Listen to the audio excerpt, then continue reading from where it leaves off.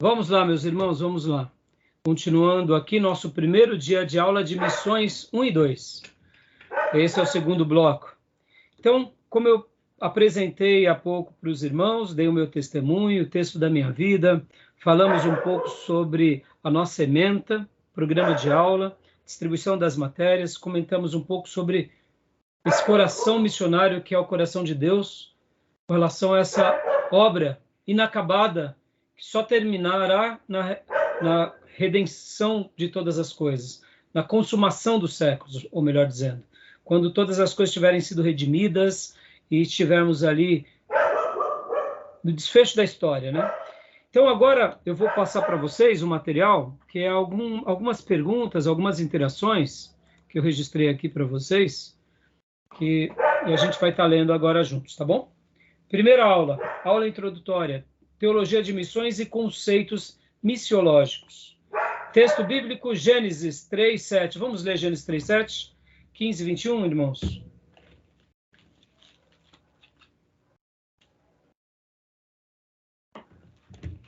Três, 7, 3:15 e 21.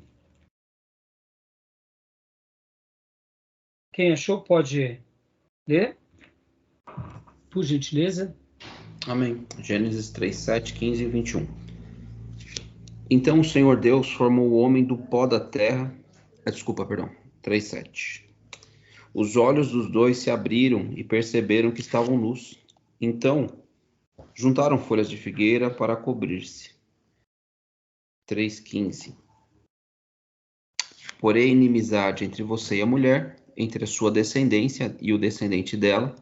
Este ferirá sua cabeça e você lhe ferirá o calcanhar. E o verso 21.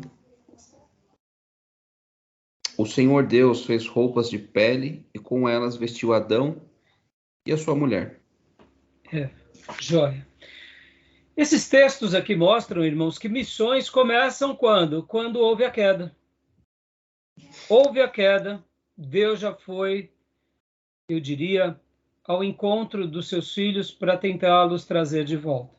Só que, como tudo na nossa vida, olha que interessante, os nossos queridos irmãos Adão e Eva, eles praticaram o quê?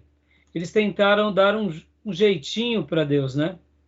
Podem ver que eles tentaram aqui fazer uma vestimenta para se cobrir da sua nudez. Pode ver que eles usam aqui no versículo de número 7, eles usam folhas de figueira.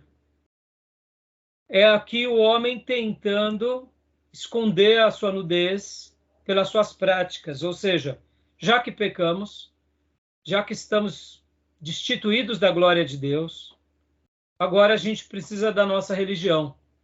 E aqui as folhas da figueira representam bem os nossos atos que não vão jamais nos redimir. Nós, no fundo, temos esse engano no nosso coração, achando que o ser humano ele vai se redimir. Que as atitudes religiosas, elas causam uma autorredenção. Ou seja, os meus olhos foram abertos. Eu preciso agora de folhas da religião para me vestir diante de Deus. E aqui é a história do ser humano. Desde do Gênesis, desde o momento da queda. É claro que eu estou parafraseando, né? Porque vocês podem ver que os olhos dele, depois deles terem pecado, tanto de Adão quanto de Eva, se abrem, e que agora eles veem a sua nudez. A percepção de que somos pecadores, malícia, da malícia, da maldade, do erro em si, está em todos os homens. E a percepção de que precisamos de um Redentor também nasce. Na nossa consciência está esse valor, que seria o valor da ideia de que precisamos criar de alguma forma, fazer alguma coisa para a gente se encontrar com o Redentor. Só que tudo isso é pura vaidade. Tudo isso não passa de trapo de imundícia. E aqui no 3:15, já é a primeira profecia daquilo que o coração de Deus pulsava. Podem ver que Deus, antes de criar os seres humanos, Jesus foi morto antes da fundação do mundo, ou seja, nosso Deus já sabia da sua presciência de que um dia pecaríamos, de que um dia Ele faria uma obra de missões tentando nos resgatar. E aqui, em Gênesis 3,15, nós chamamos esse versículo de proto-evangelho, porque é a preparação de Deus já para o evangelho, né? Mostrando que a salvação do ser humano viria do descendente da mulher.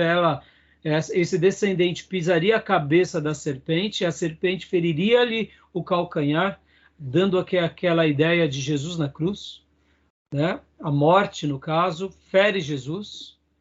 A serpente, no caso, que estava sob o domínio da morte, mas a gente sabe que aqui foi o golpe que desferiu na cabeça das trevas. E o versículo de número 20, 21, aí nós entendemos também aqui a obra da redenção. No semestre anterior, ou melhor, na matéria anterior que concluímos semana passada, no módulo anterior, que falamos sobre as doutrinas da aplicação da redenção, e também nesse mesmo módulo que trabalhamos sobre Cristo, falamos sobre a expiação dele. Aqui no versículo 21, nós vemos que Deus aqui arranca as roupas de figueira, de folha de figueira, e o Senhor faz roupas de pele, e com elas vestem Adão e sua mulher.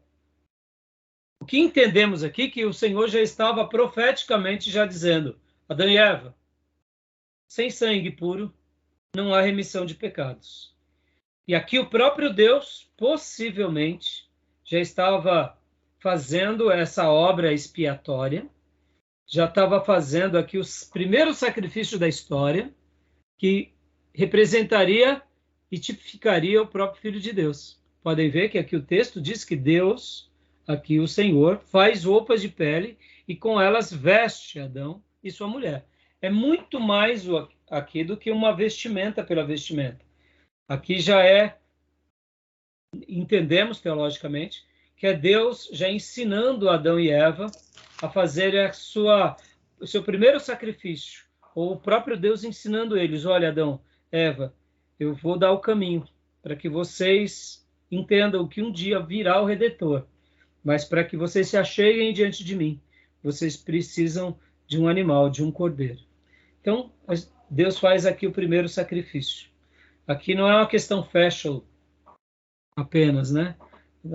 Folha de figueira não pode, tem que ser de pele de animal, porque pele de animal pode. A questão não é gosto. Podem ver que a questão aqui é mais ou menos Deus ensinando. Folhas de figueira, né? Elas representam a nossa religião. E a pele de um animal representa já sacrifício, né? Sangue.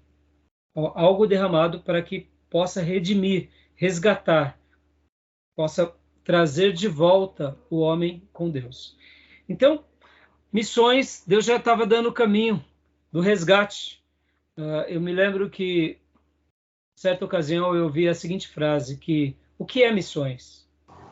Missões, desculpem, alguém perguntou, né? O que a Bíblia é? Aí alguém disse: a Bíblia é a história de um Deus que ama tanto o ser humano que corre atrás desse ser humano tentando trazê-lo de volta. Pode ver que desde a queda foi isso que Deus fez, né? Deus tentou trazê-lo de volta. Deus tentou resgatá-lo. Tá bom, meus irmãos? Tudo bem? Né? Então aqui eu estou explicando, né, um pouco sobre isso. E aqui eu faço algumas perguntas. Eu gostaria de trabalhar com vocês em cima dessas perguntas. Qual é a diferença de evangelismo e missões, irmãos? Vamos lá. Primeira pergunta. Qual é a diferença de evangelismo e missões? Bom, evangelismo tem a ver com a proclamação das boas notícias. E missões, o ato de ir para proclamar. Eu acho então, vamos lá. Só um minutinho, Júnior. Em tese, você disse praticamente quase a mesma coisa. Sim. Bom, no caso das missões, óbvio, né? Acho que passa pelo entendimento de que existem pessoas que ainda não compreendem esse evangelho. Então, eu tenho ali uma tribo X. Eu vou até lá para que eu anuncie a proclamação, ou proclame esse evangelho. Mas isso também não seria um ato de evangelismo? Pois é, seria assim. Não, então, eu tô te Sim. perguntando de propósito, pastor, porque como é um assunto, né? Claro. Nessas primeiras aulas nós estaremos trabalhando sobre qual a premissa? Teologia de missões. Então, eu já vou te passar a palavra, viu, Júnior? Então, o que eu tô realmente, durante essas aulas iniciais aqui, qual que é a minha proposta? Conscientizar nos irmãos que esse assunto não é um assunto de vaidade, não é um assunto de modismos, mas é um assunto bíblico que está fundamentado nas Escrituras. Por isso que nós chamamos de teologia de missões, né? Então a gente precisa dissecar um pouco, compreender, etc. e tal. Mas eu fiz as perguntas mesmo não para fazer pegadinha, pastor, mas é para já já a gente chegar nas respostas. Pode falar, Júnior. Eu acho que a missão, o evangelismo está dentro da missão. A missão ser algo maior, mais abrangente. E o evangelismo é mais específico, porque se aqui na região eu posso fazer missão também. No meu bairro, eu posso fazer missão, caráter de missão. Agora, quando eu faço o evangelismo, eu posso fazer evangelismo, envolve um pouco de missão também. Envolve um pouco de missão. Só que a missão, embora que a gente tenha a visão de missão somente como se fosse uma coisa internacional, né? Então, mas você disse uma coisa no começo, Júnior, você falou uma frase muito legal, que missões é algo maior. Então, vamos lá. Irmã Cleusa, irmão Gil e irmã Maísa, querem fazer algum comentário? Qual é a diferença de missões e de evangelismo? A gente vai... Pastor, a irmã Cleusa, pode falar. Isso. Pode falar, irmã. Então, eu penso que é dessa forma. Por exemplo, evangelismo, a gente evangeliza, né? Assim, a gente está num grupo, evangeliza conhecidos, parentes, essas coisas. Agora, a missão já vai mais além, que nem o pastor ali falou, que ele falou da tribo. Eu acho que vai mais além, assim, você conhecer uma cultura e você levar para esse tipo de pessoas o evangelho. Você não vai só evangelizar, e sim você vai fazer um trabalho missionário, porque você está em outro lugar, outra cultura, e você vai ter que fazer a missão. E é uma missão que, se você é chamado para você fazer, eu acho que você tem que se preparar para isso. Então, na minha opinião, eu acho que evangelismo é uma coisa, e missão, que nem o Júnior falou, é uma coisa bem maior. Joia, minha irmã, joia. Muito bem. Gil, pode falar, Gil? Bom, pastor, eu acredito que o missionário mais conhecido das Escrituras, sem dúvida, é o apóstolo Paulo, né? E olhando para a vida de Paulo, ele tinha missão ardentemente no seu coração, e o que ele fazia para pôr esse ministério em prática era ir por toda parte anunciando o evangelho. Então eu acredito que missão também é evangelizar, é pregar o evangelho. Eu acho que esses dois termos, eles, para mim, não são distintos, não são diferentes. Independente se as pessoas irão se converter ou não no anunciar o evangelho, no momento ali do evangelismo, eu acredito que é missão da mesma forma, né? Independente se é no bairro, se é no continente africano, asiático, eu acredito que eles estão interligados, esses dois termos. Joia. Então, irmãos, aqui só parabéns pelas respostas. E eu fiz questão, e eu faço questão de fazer essa pergunta para vocês, irmãos, de propósito, porque o que acontece? Parece bobeira, mas a ideia, de fato, como o Gil disse agora com muita propriedade, os dois termos são parecidos e eles se intercalam. Eles se intercalam. Porque quem evangeliza faz uma missão. Quem faz a obra missionária está evangelizando. No entanto, se convencionou que missões é algo maior, é algo além. Como o pastor disse, o Júnior, é algo maior, é algo além. Como a irmã Cleusa falou também, o Dio, vocês falaram muito bem. Então, o que nós entendemos, né? Que a obra da evangelização, ela é algo mais próximo de nós, da nossa realidade diária e da nossa realidade local. Então, se padronizou e se convencionou que a evangelização é uma coisa próximo a nós. E que a obra missionária tem a ver com essa característica de missões além das fronteiras. Então, por exemplo, não que, me entendam, vamos lá, evangelizar uma favela, vamos pegar a favela da Rocinha, no Rio de Janeiro, ou vamos pegar aqui as nossas favelas de São Paulo, ou mesmo da nossa região. É um trabalho diferente do que evangelizar o bairro. É uma missão diferente. Hã? Cracolândia. Cracolândia, por exemplo, que agora, nessas últimas décadas, e principalmente nesses últimos dias, olha a complexidade. Falar que evangelizar o bairro e evangelizar a Cracolândia é a mesma coisa, não é. São distintos. Ambos são guerras espirituais, ambos são trabalhos, ambos precisam de dedicação, mas você há de ouvir comigo que é um trabalho específico a Cracolândia. É um grupo e é um nicho de pessoas diferenciada. Ou seja, você não pode chegar simplesmente lá e falar de uma forma em que você espere que seja igual quando você vai para o shopping ou no parque da cidade e vai lá evangelizar o parque. É totalmente diferente. Por quê? Porque uma coisa é você evangelizar no parque da cidade, no shopping da cidade, que nem agora estamos chegando no final de ano, nós vemos algumas igrejas ir na praça de alimentação e começar a cantar, fazer aquele coral espontâneo, ali é um evangelismo. Fazer isso num shopping é uma coisa.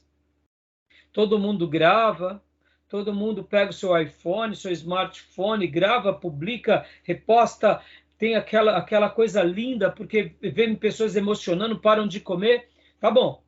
Esse mesmo grupo que vai para o shopping e ele vai para Cracolândia, faz a mesma coisa, pega o smartphone última geração. Metade pode correr o risco de ser roubado. É diferente, porque é outra realidade, não tem segurança, são pessoas de dependência química, são pessoas que estão ali mais vulneráveis, tem traficantes, tem pessoas... Ou seja, não é a mesma coisa. Metodologia diferente. Metodologia diferente, preparou, ou seja, nós poderíamos usar que no shopping você está fazendo um trabalho de evangelização. Já que há uma coisa mais complexa na Cracolândia, você não está fazendo somente uma evangelização, você está fazendo um trabalho mais missionário. Implica em outras coisas, em outras características. Os irmãos que vão para o shopping, eles podem ir, basta eles orarem, se consagrarem e vão mais à vontade. Já para a Cracolândia, exige um preparo maior, uma mentalidade melhor. Você tem que preparar as pessoas para os embates. Vão ter crentes desviados, podem ter possessos, são pessoas mais vulneráveis em virtude das drogas. Ou seja, olha aí. Então, é evangelização em ambos os casos? É. Mas percebam que são evangelizações distintas. Dentro dessas diferenciações, então fica muito mais claro especificarmos que um trabalho na Cracolândia já é mais um trabalho missionário. Agora, eu falei aqui na nossa região, no nosso quintal. Então, quando a gente fala sobre evangelização da nossa cidade, do nosso estado, é muito mais fácil de entendermos. Eu coloquei agora a Cracolândia, o Júnior citou, como uma coisa específica. Mas poderia colocar hospitais, capelania. É evangelismo na capelania? É evangelismo. Mas você tem que estar preparado de uma forma diferente. Quando você faz visita nos lares é uma coisa, fazer visita em hospitais como capelão é outra situação. Você vai chegar, você vai ver pessoas mutiladas, pessoas quase não estão vivas, você vai ver pessoas fragilizadas, pessoas revoltadas, parentes revoltados, porque, irmãos, é um trabalho diferente. É evangelismo? É. Então, notem que tudo é evangelismo. Uma coisa é o evangelismo local, e outra coisa é o evangelismo específico, e outra coisa é o evangelismo transcultural. Então, como que se convencionou que o evangelismo local, de fato, é evangelismo? E o evangelismo específico, ou estadual, ou transcultural, nós estamos fazendo missões. Então, houve essa definição terminológica para facilitar a compreensão, porque é diferente. Uma coisa é nós montarmos uma congregação num outro bairro. Então, vamos imaginar aqui que essa classe, junto com as nossas famílias, somos da mesma igreja, e de repente nós falamos assim, vamos montar um grupo, um pequeno grupo, uma célula que vai virar uma congregação e vai virar uma igreja aqui em Suzano. Pastor Johnny, né, você e o Dio já moram aí, fazendo de conta, e isso é só uma especulação, vocês fazem parte da Igreja Batista Missionária, vão fazer essa obra? Vão. Então, de repente, a Igreja Batista Missionária de Ferraz começa com o trabalho em Suzano, e naturalmente, qualquer dor de barriga, o pastor Johnny fala, pastor Rai, eu preciso de um socorro do senhor. Eu falo, pastor Johnny, não vou conseguir. Júnior, dá para você ir lá em Suzano? Aí o Júnior já corre para Suzano. Ou seja, isso é missões? Não é missões, porque não é uma coisa muito complexa. É a atividade da evangelizações e dos nossos trabalhos. Cultura, né? E é dentro da nossa própria cultura. Está dentro da nossa própria cultura, está dentro dos nossos próprios dilemas, dos nossos... aprender um dialeto. Não, você não precisa fazer algo mais... sendo um crente, olha só, sendo um crente piedoso, consagrado, disponível, que tem a disponibilidade, ele pega um ônibus, pega um metrô, pega um trem, vai para lá e faz a obra. Agora, pastor Johnny, nós aqui, irmão Gil, o irmão vai lá para Campos, do Rio de Janeiro. Aí já é evangelização? Ou já começamos a falar de um preparo diferenciado? Vai ter a disponibilidade de o irmão vai sair dessa cidade, vai para outra cidade. Já vai com propósito realmente de ganhar aquelas pessoas. Ou seja, olha aí a complexidade. Cultura diferente, às vezes costume. Exatamente. Mesmo sendo no Brasil, mas já é diferente, carioca. E eu me lembro que a nossa professora, né, ela contou essa história, irmã Elia, né? Que um paulista foi para o Rio de Janeiro, foi morar no Rio de Janeiro. Então ela chegou lá, no Rio, e ela viu que na casa dela de cima morava uma pessoa e ela alugou a casa de baixo. A vizinha, quando ela chegou com as mudanças, a vizinha cumprimentou, ela acenou para a vizinha e tal, e ali foi fazendo as suas coisas, né? E durante o dia, a vizinha que morava em cima pediu para a filha, leve essas flores para a nossa nova vizinha, né? Dando boas-vindas para ela. Aí chegou aquela criancinha, disse, minha mamãe mandou dizer para a senhora, seja muito bem-vinda, né?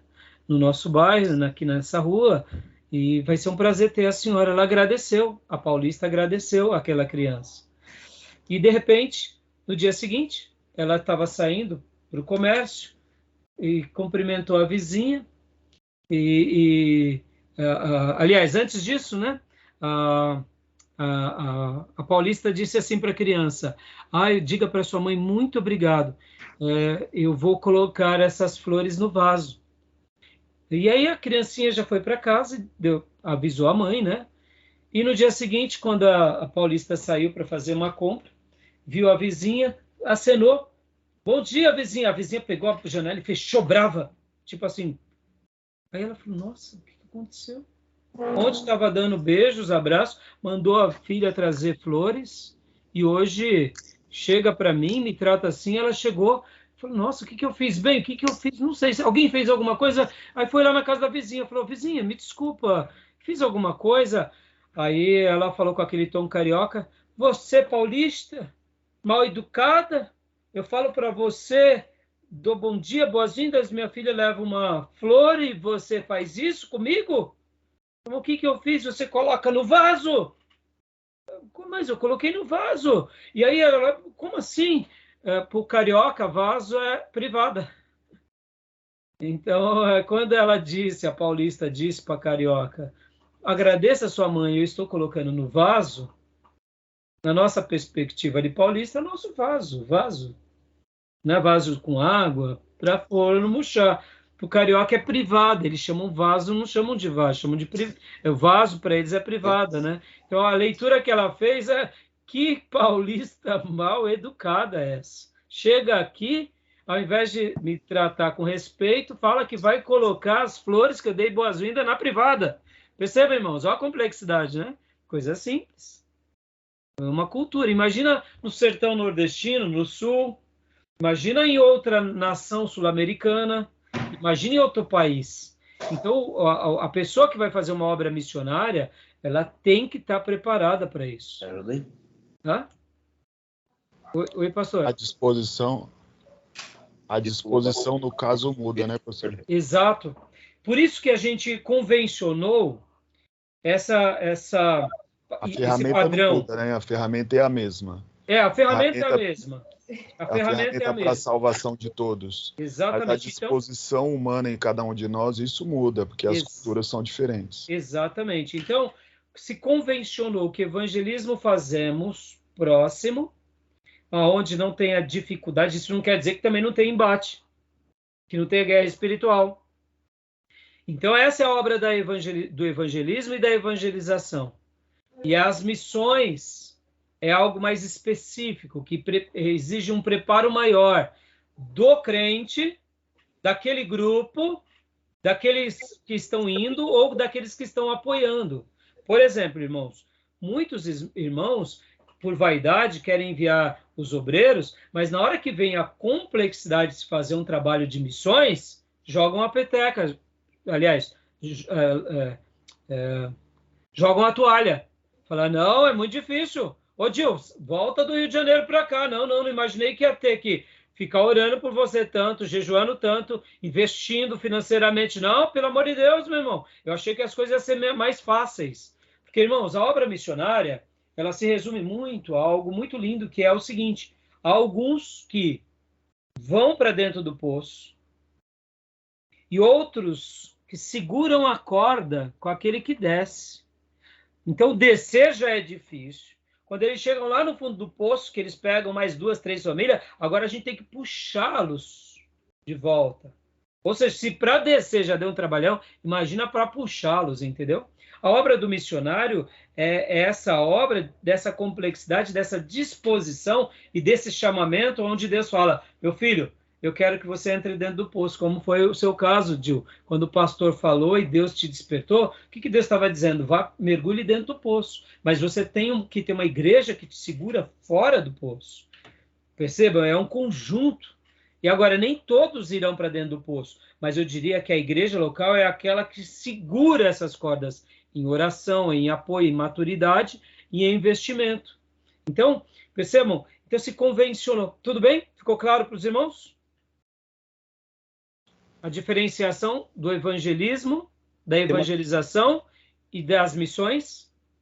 Pastor, tem uma definição aqui de um pastor já falecido, ele é doutor também, era da igreja presbiteriana nos Estados Unidos.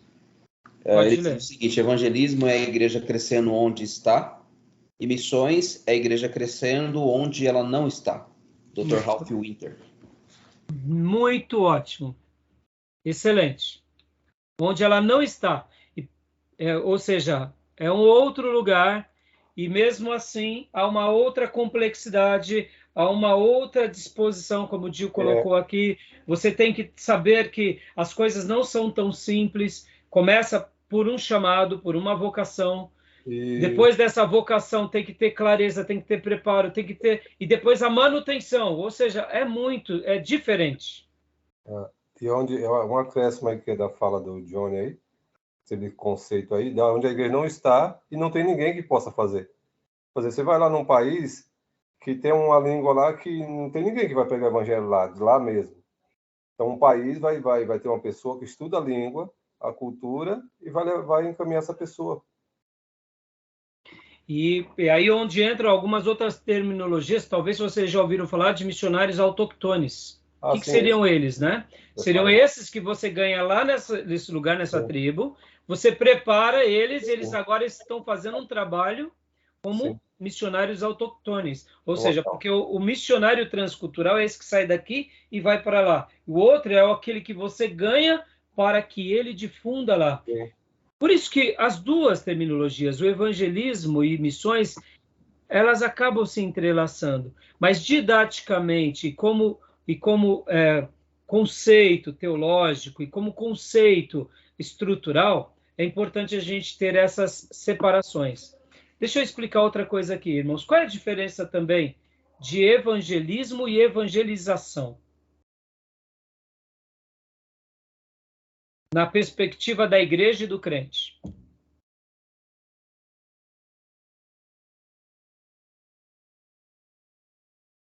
Evangelismo e evangelização.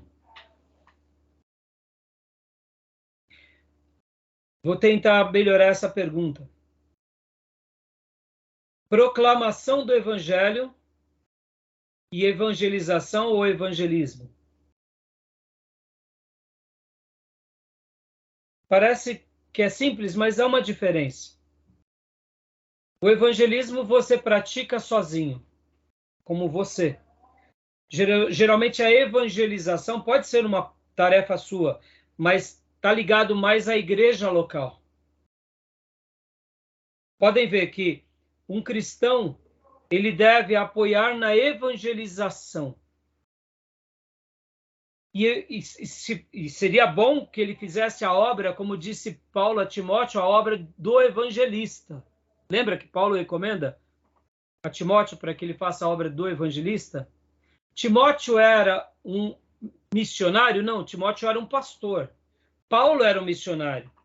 O que Paulo estava falando para Timóteo? Timóteo, seja um evangelista, ensine, dê o exemplo, proclame o evangelho. Ensine o rebanho a proclamar o evangelho. Agora, vocês hão de convir comigo que assim como existe alguns pregadores do evangelho que pregam no púlpito, e há uma igreja que ouve esse evangelho que foi pregado e que passa esse conhecimento nas suas famílias. Pode ver, nem todo mundo será um pregador, propriamente dito. Concorda, irmãos? Nem todo mundo será um pregador, que vai subir no púlpito, que vai pregar uma mensagem. Mas você concorda que todo crente piedoso, ele acaba sendo um pequenino pregador, porque ele proclama o que o pastor ensinou para sua casa, para sua esposa, para seus filhos. Não é assim? Já viram isso? Consegue entender onde eu quero chegar? Onde eu quero chegar nessa questão do evangelismo e da evangelização? A igreja ela tem que praticar a evangelização. Alguns serão evangelistas, ou seja, o evangelismo vai fluir naturalmente. Já notaram isso? Que algumas pessoas o evangelismo flui? É uma coisa espontânea. Já outros, o evangelismo não é tão espontâneo. Por exemplo, eu não sei se vocês conhecem, tem uma grande igreja da Brasil para Cristo, que é aqui na região de São Miguel, que é o Tabernáculo Jacuí. Pastor Isaías. É uma grande igreja, de 1.000 e poucas pessoas. Quase 2.000, eu não sei quantos hoje ele está. Mas ele tem, Tabernáculo Jacuí, eles têm essa igreja local, eles estão debaixo da igreja Brasil para Cristo, a convenção, né? Mas eles cuidam sozinhos de várias outras tabernáculos. Então, eles estão espalhados em vários lugares de São Paulo. Olha que interessante. O pastor Isaías, eu conheço ele, né? E eu tenho amigos que são pastores juntamente com o pastor Isaías. O pastor Isaías, ele diz o seguinte, que quando ele está na fila do banco e ele vê alguém pregando o evangelho, ele fica tão feliz, mas ele mesmo não consegue pregar com espontaneidade. Olha que interessante. Tem uma igreja de 2.000 pessoas. Tem mais umas 10 igrejas que estão debaixo dele. Tem igreja fora do Brasil. Mas ele não é um evangelista, propriamente dito. Mas ele faz o trabalho da evangelização, como a igreja.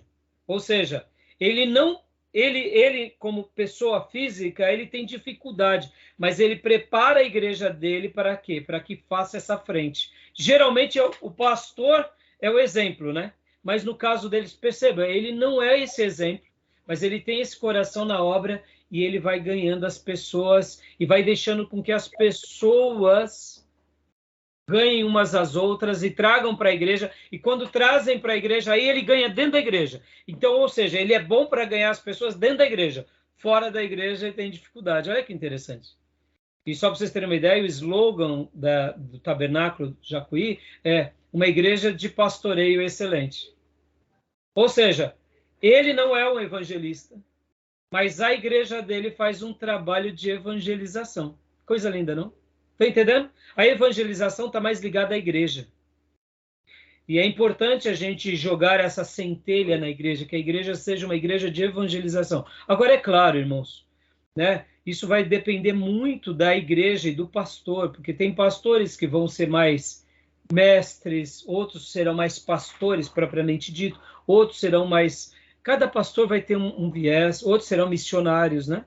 Então, eu fiz essas perguntas para vocês entenderem que há várias diferenciações. Tá bom? Tudo bem? Alguma dúvida? Beleza. Alguma pergunta? Não? Deixa eu ir para a segunda pergunta rapidamente aqui. Qual é o versículo que mais traduz o espírito missiológico ou missionário na Bíblia? Qual, irmão? Eu acredito que aquele...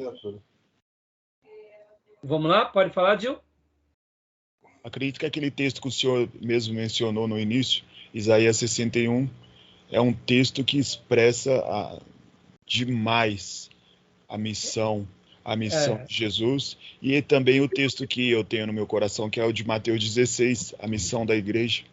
Então, são textos que representam bastante. Mas você vai concordar conosco já quando for citado o versículo. Fala, Júnior. É o ID, né? De Marcos.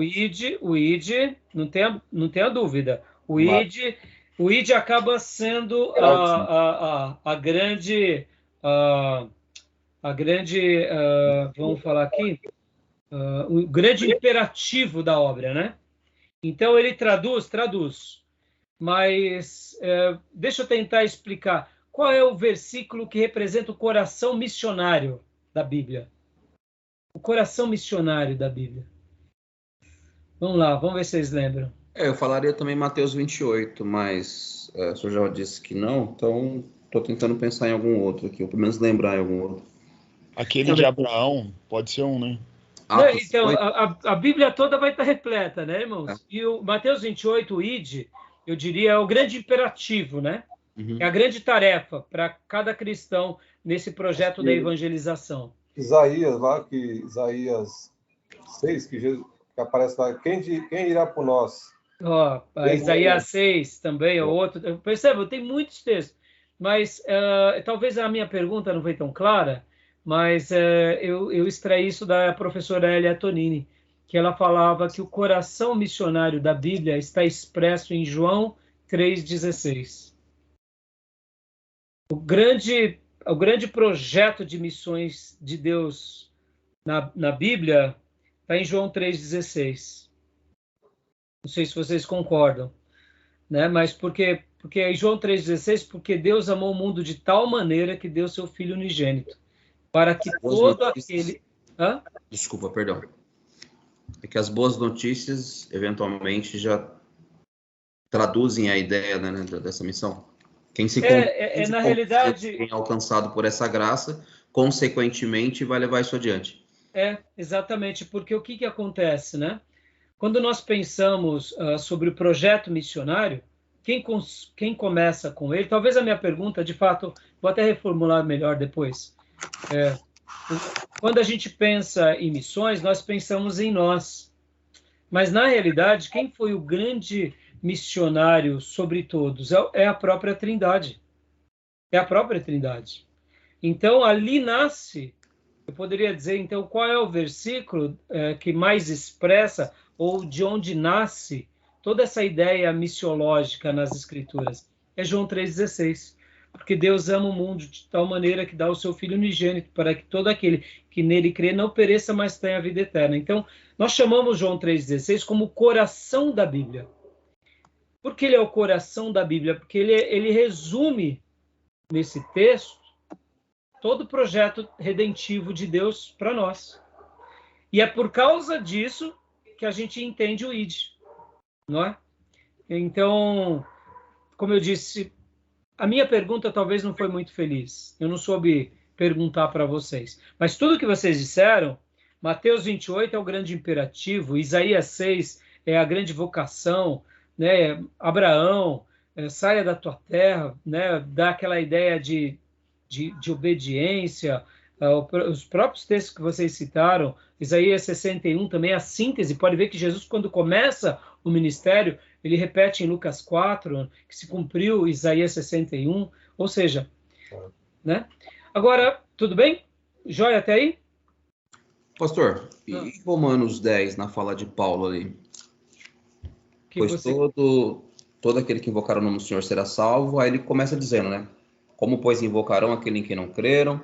E como crerão naquele de quem não ouviram falar? E como ouvirão se não houver quem pregue? E como pregarão se não forem enviados? Não, sim. Por isso que o tema missões, pastor, é muito amplo, né? É muito amplo.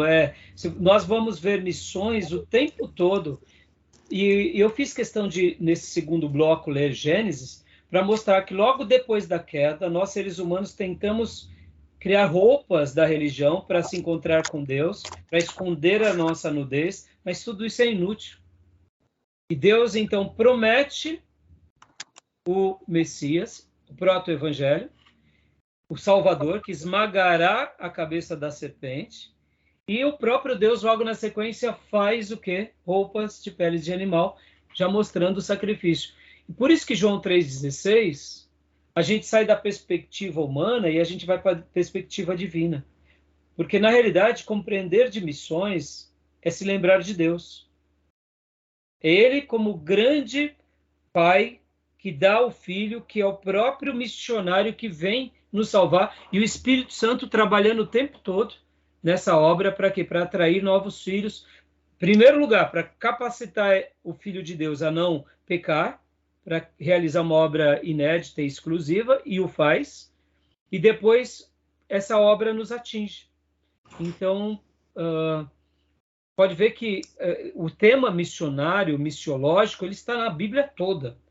E podem ver que o povo de Deus em Abraão foi eleito, nós veremos aqui no material que vocês vão começar a ler a partir de hoje, no livro Assim Está Escrito, Abraão, ele não foi eleito simplesmente para que dele fosse criada uma nação para o seu bel prazer. Há um propósito em Abraão. Missões está na Bíblia inteira. E é muito legal quando a gente tem esses olhos missiológicos para que a gente possa crescer, né, nessa perspectiva, porque é o tempo todo ou Deus querendo salvar, ou Deus trazendo de volta aqueles que pegaram o atalho, Deus trazendo de volta, aqueles que esfriaram o primeiro amor, Deus trazendo de volta. É sempre ali a gente, né, fazendo retomando as nossas bases para quê? Para que a gente volte para o caminho, né? Então, assim, esse é um assunto que não para nunca, irmãos, tá bom? E agora, a última pergunta, né? Por que é tão difícil fazermos missões, irmãos? Vamos lá. Por que é tão difícil fazermos missões? A disposição humana, né, é um fator bem importante nisso tudo. E como o ser humano, ele é acomodado, é difícil a disposição para se voltar à vontade de Deus. Eu acho que esse é o principal quesito que se torna tão difícil a gente aceitar esse chamado de Deus para cumprir esse ID que Ele nos deixou. Joia. Que mais? Isso é uma verdade. Temos muitas outras verdades. Que mais? Por que é tão difícil fazer missões? Eu acho que passa por aquilo que foi mencionado, inclusive, pelos irmãos. Quando você vai para um local que você não conhece, a gente tem alguns obstáculos. O idioma, a cultura propriamente dita, né, que também passa pelo idioma. Então, assim, aquilo que eles estão acostumados a fazer, que a gente ainda não tem ideia do que é, mas, assim, o buscar e o conhecer acaba também levando um tempo, exige uma maturação da própria pessoa, né? Então, acho que tem um pouco disso. O que mais? O que mais? Tem um ser aí que não quer que a gente faça missões ou evangelização? Capiroto, né? O próprio Meu mundo Deus. também, né? Ele, na realidade, ele atrapalhou o projeto do jardim. Então, pode ver, ele quer que a gente construa roupas com folhas de figueira, né? Para ele, folhas de figueira tá ótimo, desde que ele nos tire do jardim, ou do Éden, ou do paraíso, né? Então, temos a diversidade espiritual? Temos. O que mais? Fala, Júnior. O sistema também, iníquo, né? Contra Deus. Sim, sistema iníquo. Ou seja, isso daí é uma coisa que vai na contramão. Pode ver, irmãos. Hoje, por que as igrejas elas se tornaram uma igreja inclusiva, que aceita tudo? Porque você não arruma briga, né? É. Você não arruma briga, você engorda as suas fileiras, você engorda a conta bancária, você não é visto como um alienado, você fala na cultura, daquilo que as pessoas comentam. O que mais? Vamos lá. Ô, pastor, eu vi um gráfico do IBGE que mostra, fica bem claro essa fala do senhor em relação à dificuldade de se fazer missões. Né? Eu vi um gráfico do IBGE que o ano que se inicia é o ano de 1900 e até o ano de 2015.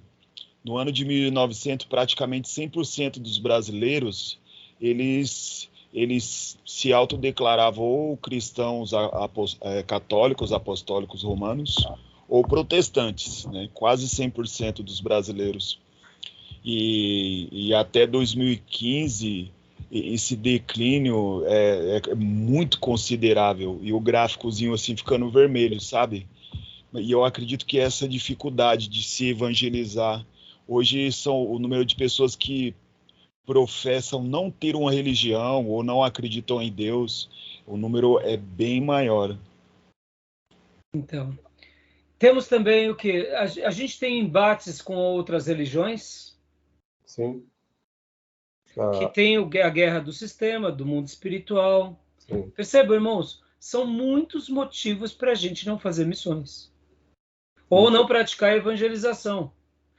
Né? Como você falou, de hoje, o número de pessoas que não querem uma religião ou querem uma religião nominal é enorme. Vamos falar aqui de um grupo, os desigrejados e aqueles que são os desviados.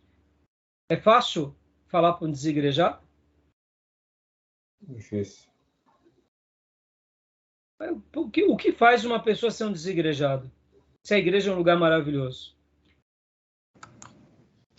As experiências nem sempre, na verdade, conferem isso, né? A pessoa, às vezes, por passar por...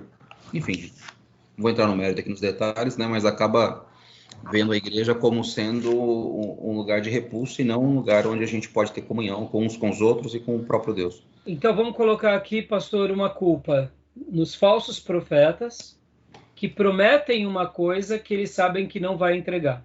Já passo a palavra, irmã Cleusa. Então, culpa disso é dos falsos profetas. Certo?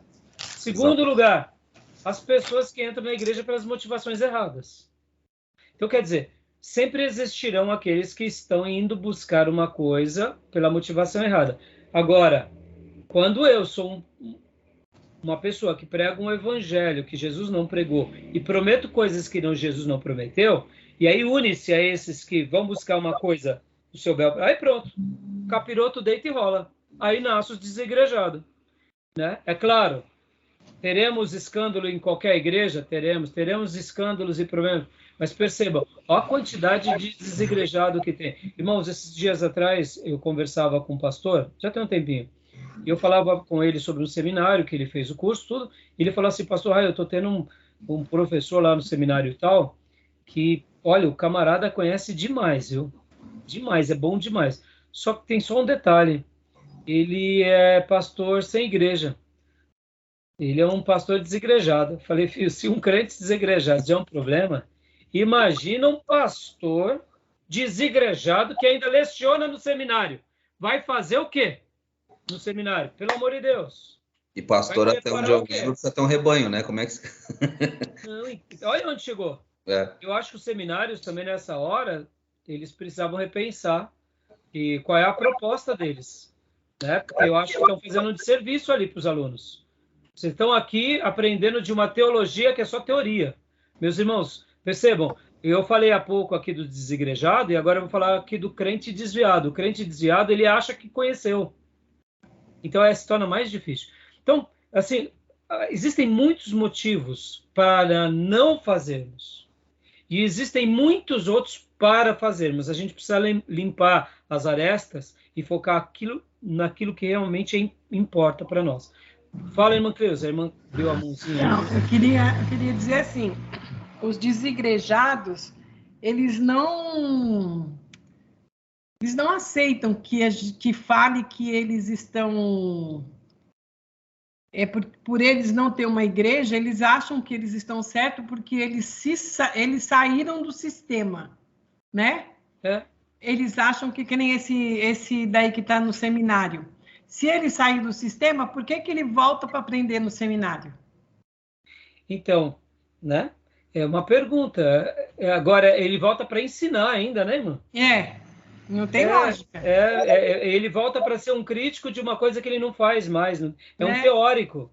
Um teórico. Eu, particularmente, é nisso que eu falo para vocês, irmãos, que aí onde entram as igrejas históricas, que é uma bênção, mas onde entra a teologia liberal, e aí onde entram algumas coisas erradas dentro dos históricos ou dos seminários, que a gente foi abrindo precedentes e viramos o que? Centros acadêmicos, intelectuais. E o seminário teológico, partindo do pressuposto que é preparar o obreiro para a expansão do reino, então por isso que existem dois tipos de seminário teológico. Tem aqueles que ensinam a teologia acadêmica, só conceitos teológicos, assuntos de religião, e existe o seminário teológico que é voltado para fortalecer e ensinar obreiros para que eles sejam obreiros aprovados.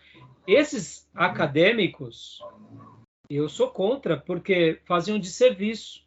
Aonde eu sou favorável, irmãos? Eu sou favorável quando você tem, por exemplo, o Mackenzie, que tem uma grade de teologia. Ou até mesmo uma universidade metodista, que tem um curso de teologia. Mas aí entra no segundo passo. Por isso que eu valorizo demais os presbiterianos. Porque uma pessoa, quando ele vai fazer o seminário Mackenzie lá, irmão, qualquer pessoa pode fazer teologia no Mackenzie. Basta você prestar o vestibular.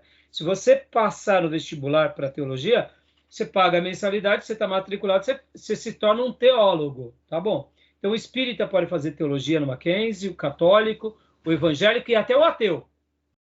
Ele sai com o diploma teólogo.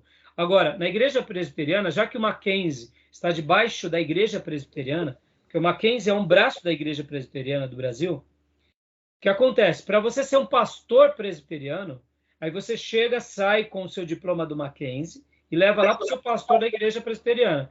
Aí você fala, tá aqui, pastor, meu diploma. Aí o pastor fala assim, você quer ser um pastor, um missionário? Quero. Então agora você vai ter 2 anos de Manuel da Conceição, que é o seminário teológico Manuel da Conceição, onde eles vão passar 2 anos aprendendo doutrinas pastorais.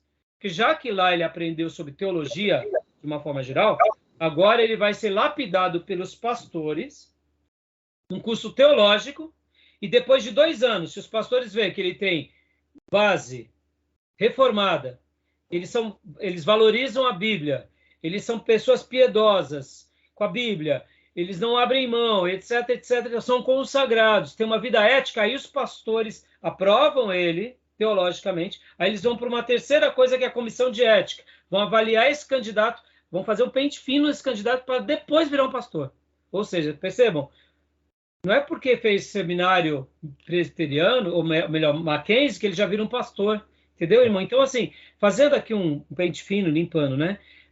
Então, nesse caso, quando uma igreja, por exemplo, ela tem o seu seminário, mas ela abre para todo mundo, ela, na minha opinião, ela precisa fazer um pente fino pastoral. Porque senão, daqui uns dias, vai acontecer o que o Russell Shedd falou lá na Inglaterra, irmãos. Ou melhor, lá na Alemanha.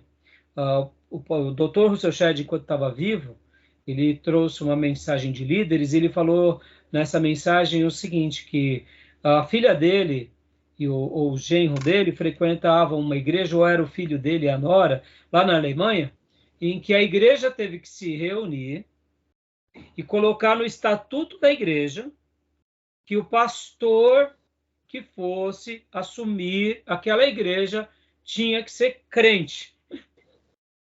Não bastava ser teólogo. Entendeu? Exatamente. Imagina, onde chegou? Ele é recomendado para trabalhar na obra de Deus, não para ter Então, conceito mas teológico. Júnior, pensa nisso, você está falando de uma igreja. Você não está falando de um seminário, de uma faculdade. Que para o pastor, para assumir aquela igreja, ele precisa ser crente, Isso. nascido de novo, confessar Jesus. Ou seja, tão óbvio.